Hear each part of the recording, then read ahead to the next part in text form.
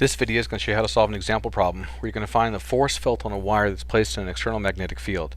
You can also apply this to the force felt on a moving charge that's placed in an external magnetic field with the formula F is equal to QVB sine theta. So to begin with, let's talk about how we're going to define current. Physics is about the study of matter, energy, motion, and force. Energy is all about the flow from higher potential energy to lower energy. That's how energy is going to move, or objects are going to move within the two.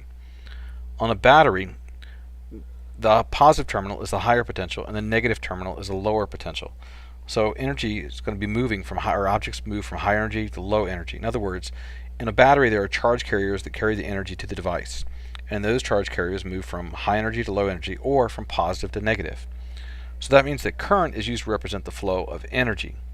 Therefore, current is represented by the movement of positive charges from the positive terminal of the battery to the negative terminal of the battery.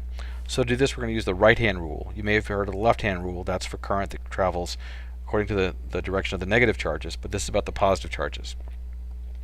So the question is, what is the force felt by a 15 centimeter long wire carrying 3 amps perpendicular to a magnetic field, 2 times 10 to the negative 6 teslas?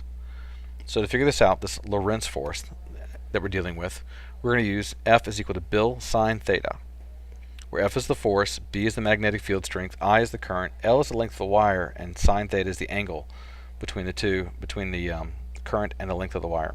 Or sorry, the current and the magnetic field.